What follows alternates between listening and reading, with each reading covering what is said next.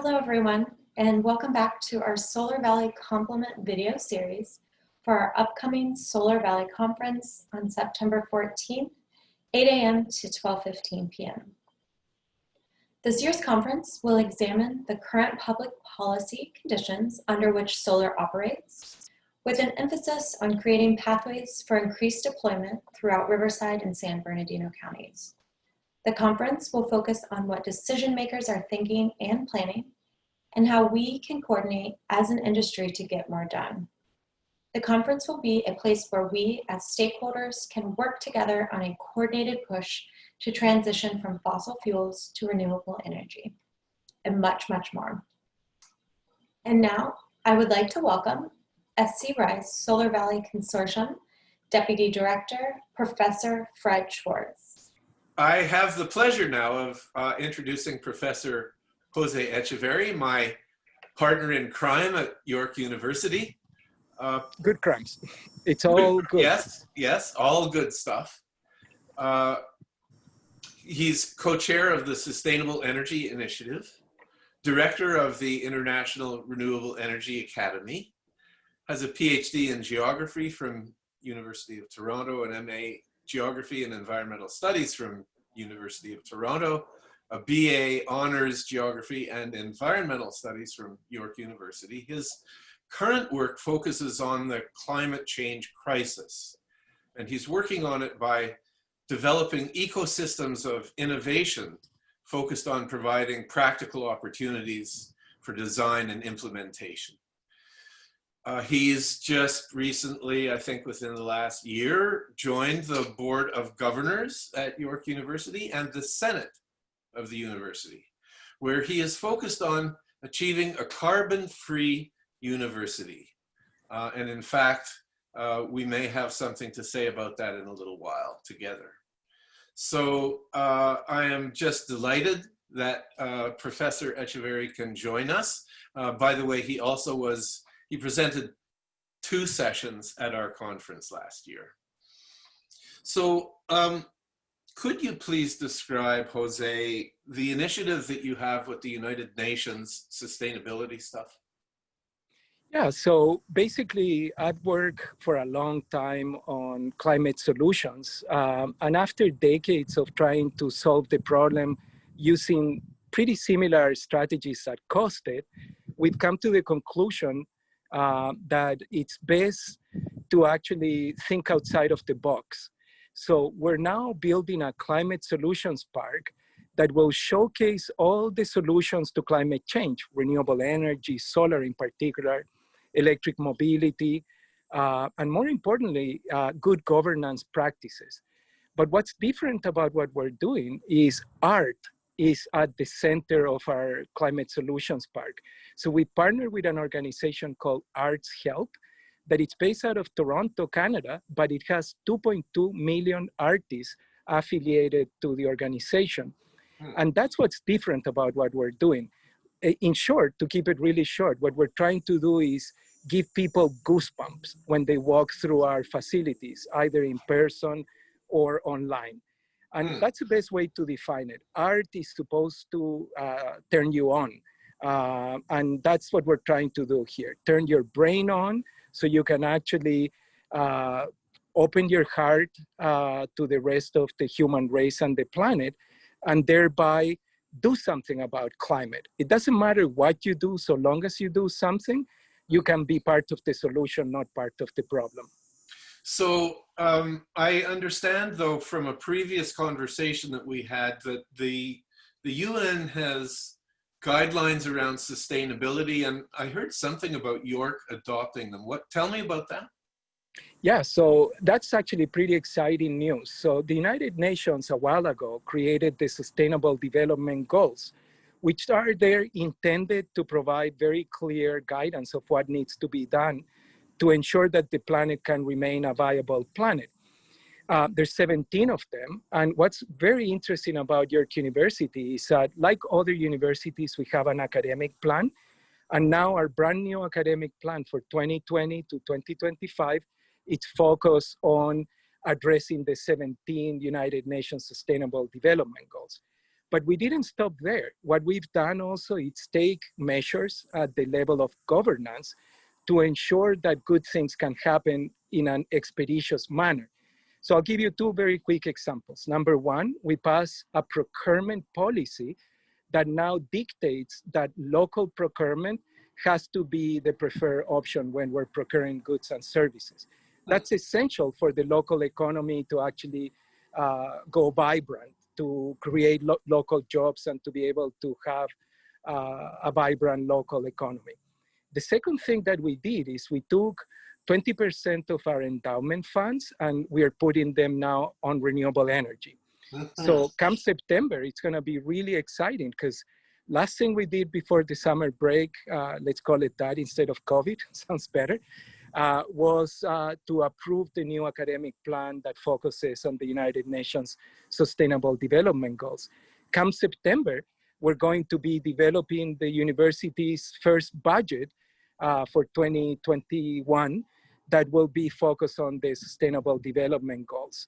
So it's an exciting time to be at your queue and to collaborate with universities all over the world so they can replicate what they're doing, what we're doing, and we can learn from the good things that are doing other universities. So University of California, Riverside, it's one of our best friends, not just because of Fred Schwartz, that it's an incredible ambassador to us and to them, but also because you guys there in Riverside have your act together. You're doing things that are amazing, and I cannot wait to go back there in person, and I certainly want to be there virtually with you guys for the conference. So are you talking about what we showed you around CSERT and the microgrid stuff? And that's what you showed me. And that was what, a year, 2 years ago. I know that you guys didn't stop there and you're doing more amazing things. To me, the key thing is to get out of the mess we are, both pandemic-wise and climate change emergency-wise. We need to collaborate so the solutions can be developed quickly. But more importantly, networks of people can actually arise and take over, because we cannot continue to have impertinent, incompetent people making decisions that affect everybody else. So good governance is now the order of the day, and prepared people that have skill sets to solve real problems. The time of bluster, it's over. Sorry. No, let's talk about that for a minute and talk about curriculum and outreach and some of the thoughts that you have about being able to extend the knowledge base that we have from York joined with UC Riverside. Well, the simplest way to do it now is through partnerships, right? We do partnerships so we can exchange knowledge, we can collaborate on common themes like renewable energy, solar, electric mobility. But more importantly, I think it's about peace and good government now. And that's what characterizes the country of Canada. Peace and good government, it's on the DNA of this country.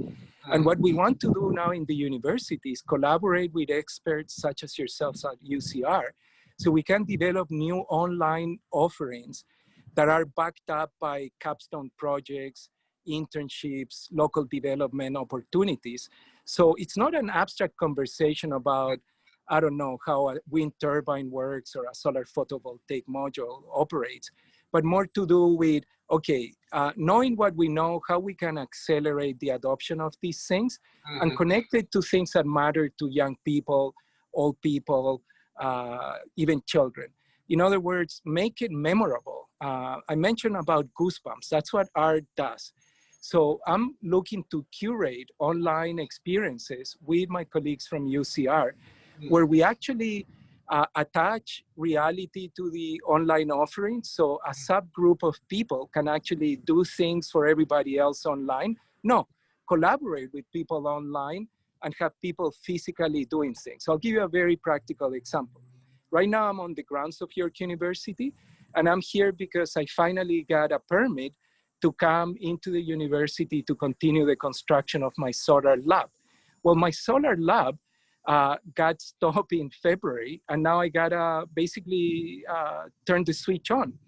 But Mhm. while this was happening, one of my former students got funding from the Chilean government and built another solar lab in Chile. And he took it way out of the park because he used art to make his facility beautiful. And you can see it from the air, from the ground, and it looks beautiful.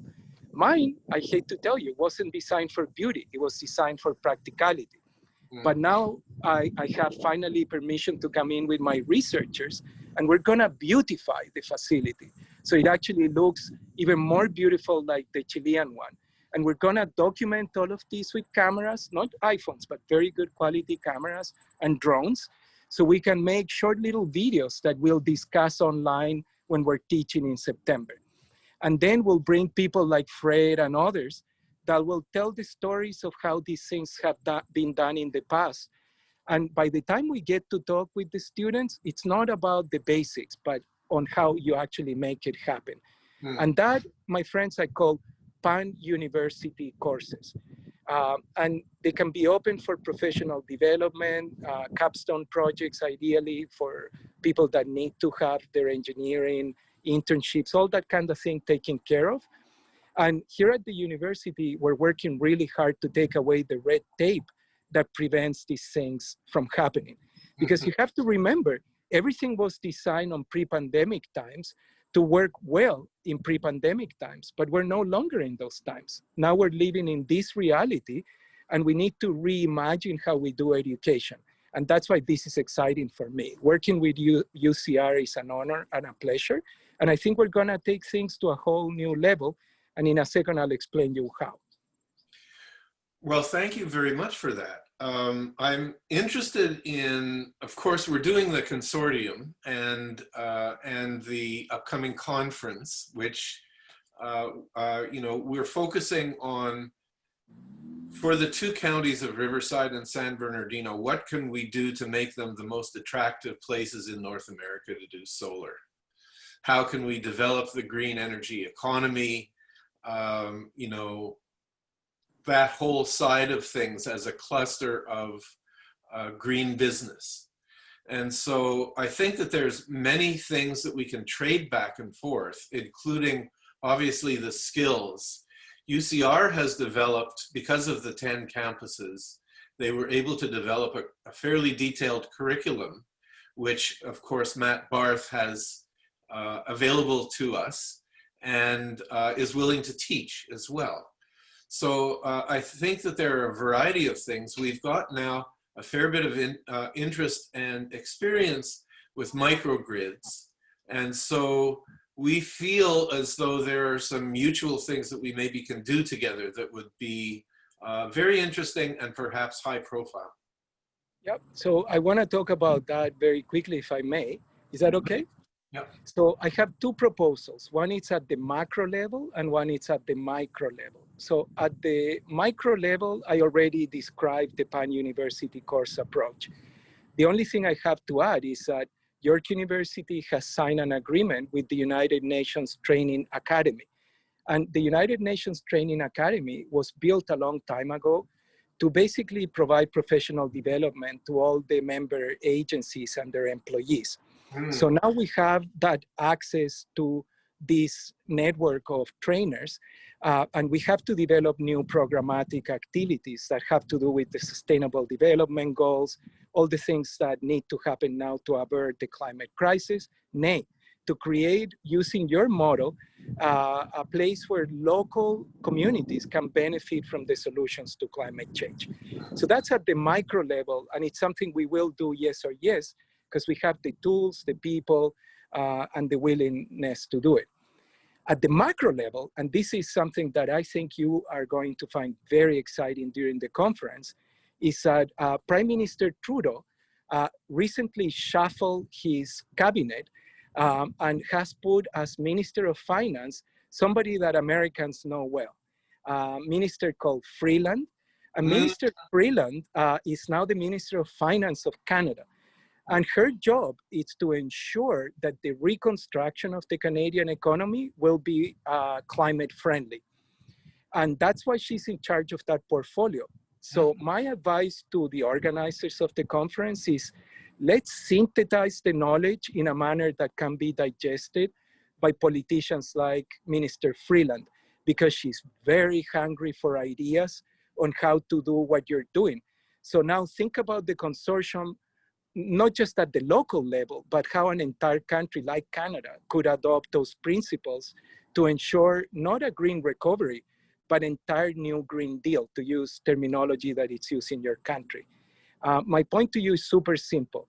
Dogma has to take a back seat now to pragmatism mixed with a little bit of altruism. That's the Canadian way. We Canadians, and I'm Canadian by choice, Chilean by birth, we're pragmatist altruists. We believe on creating a better world, and then we work really hard to make it happen. And I think that is what I want to communicate to whomever watches these videos, is that let's collaborate to make sure that the knowledge that you have in California, in Riverside, can be communicated, not just to everybody using the internet, but more importantly to decision makers like Justin Trudeau and Minister Freeland, so they can implement the policies that would make possible to have countries like Canada become an asset for the human race. Well, as far as I'm concerned, it's a deal. Lovely. So I'm so glad that we're going to be together on this. And the synthesis is what matters, because as you know, politicians are busy people. So we're doing what we're supposed to be doing. Universities are not just places to invent penicillin and things like that. We need to create societal paradigm shifts. And I think you guys are in a good path with the consortium, and we're very happy to be working with you. Listen, this really has been lovely. Thank you so much. To be continued. But we can close it off for now.